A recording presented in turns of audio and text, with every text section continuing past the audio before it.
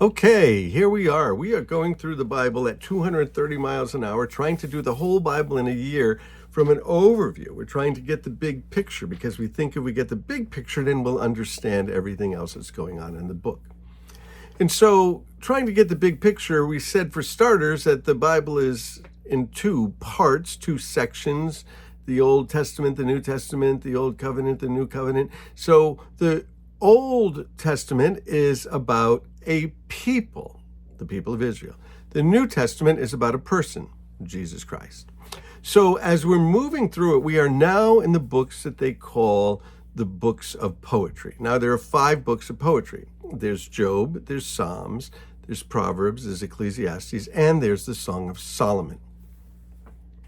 So the book of Psalms that we're in, there are also 5 books of Psalms. Now, there's 150 Psalms, and you think that's one book. Well, the Psalms itself tells us that it's broken into 5 books. If you go to Psalm 1, right before it, it says this is book 1. Well, what does that even mean? And when people are reading through the Psalms, they seem to read right past that. Is there anything special about these books? There's 5 of them divided up. So book 1, which we looked at, is Psalm 1 through 41. And those Psalms are mostly written by King David. And the subject matter of them is people and the creation. And what we said about book 1 is it seems like that book 1 has a correspondence to the first 5 books of the Bible. So there's 5 books of Psalms and then 5 first books of the Bible. And it seems like that those Psalms 1 through 41 relate to Genesis, people and creation and the created order. And David loving to look at the stars and talking about the stars and talking about creation and talking about what we would refer to as nature, one of the terms that we use in the modern world to describe the creation. And so it corresponds, it seems, to Genesis. Now, the second book, which we also looked at, and we looked at a psalm to show that correspondence to Genesis, because the first 5 books, Genesis, Exodus, Leviticus, Numbers, and Deuteronomy. So the second book of Psalms, Psalm 42 through 72, seem to correspond to the book of Exodus. Well, what happened in the book of Exodus? Well, there we have the blood of the Lamb, we have rescue, we have redemption, we have salvation.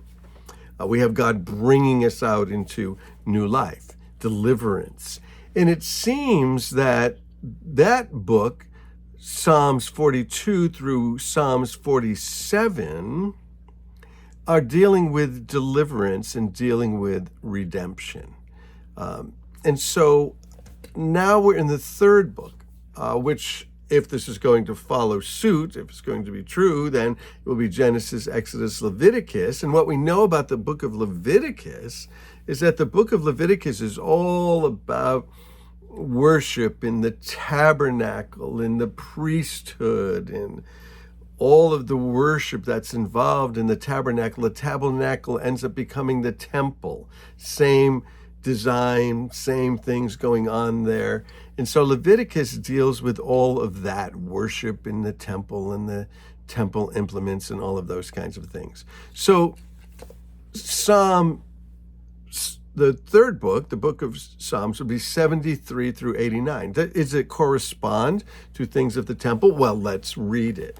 So as we begin to read, we get to Psalm 73, and what it says is book 3. This is book 3. And it says a Psalm of Asaph. So the first ones, 1 through 41, Psalms of David. The next ones are mostly Psalms of David, but also some of the sons of Korah. Now in this third book, it's going to be mostly this guy, Asaph. And he seems to be a worship leader, worship director, overseer of worship. Let's see if it corresponds to Leviticus, the worship and the temple. He starts it out. Surely God is good to Israel and those who are pure in heart. But for me, I'd almost slipped. I nearly lost my foothold, for I envied the arrogant when I saw the prosperity of the wicked. A lot of us have. We see what other people have, and we get jealous. We get angry. We don't understand it. Why do good people suffer and bad people get ahead? He says, they have no struggles. Their bodies are healthy and strong. They are free from common human burdens. They're not plagued by human ills. Their pride is their necklace. They clothe themselves with violence. From their callous hearts comes iniquity. Their evil imaginations have no limits. They scoff. They speak with malice, with arrogance. They threaten oppression. They do whatever they want and they get away with it. This is his observation. This is the worship leader in Israel, Asaph. What an observation. He said, their mouths lay claim to heaven, their tongues take possession of the earth. Therefore, their people turn to them. They drink waters in abundance. They say, how can God know? What does God know? What does the Most High know? God doesn't know anything. God can't see anything. This is what the wicked are like. This is how he sums it up. This is his observation on earth. He said they're always carefree. They're always amassing wealth. That's what they're like. That's what the ungodly are like. They're just having a good time and spending a lot of money. And he said, surely in vain I kept my heart pure and I washed my hands in innocence. Why am I doing this? All day long I've been afflicted. Every morning brings new punishments. Now, he said, if I would have spoken out like this, I would have betrayed your children. So I didn't say this because, people know I'm the worship leader. They don't want to hear that from me. And when I tried to understand it all, it deeply troubled me.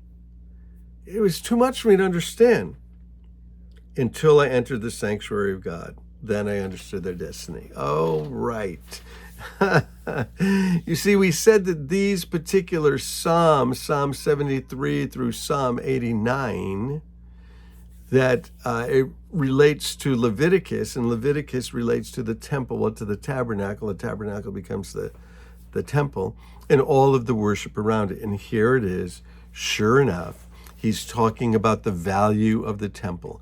And what's the value of the temple? And if we can liken the temple to going to church or whatever it might be in churches, us gathering together, we do the same thing. We lose perspective during the week. We look around at our coworkers, our neighbors, everything that's going on, and we're thinking, man, I'm trying to keep my heart pure. I'm trying to, live morally. I'm trying to love Jesus, tell my friends about Jesus, give my money to the church. And, it doesn't seem like I get ahead. It seems like they get ahead. It doesn't make any sense to me. And, I think about it and it's just too heavy to think about. But then I went to the temple.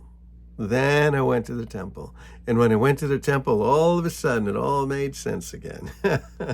It all made sense, because I have an eternity with God. And these other people don't have an eternity with God.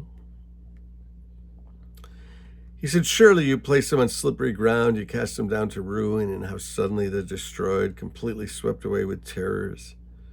Like a dream when one awakes, when you arise, O Lord, you despise them as fantasies.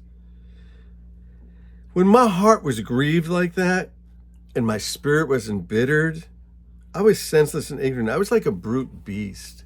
I was like an animal, just the animal appetites, eat, drink, sleep, mate. Yet I'm always with you. You hold me by your right hand. You guide me with your counsel. And afterwards you'll take me into glory.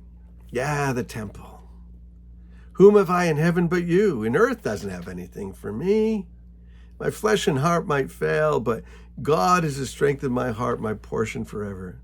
Those who are far from you will perish.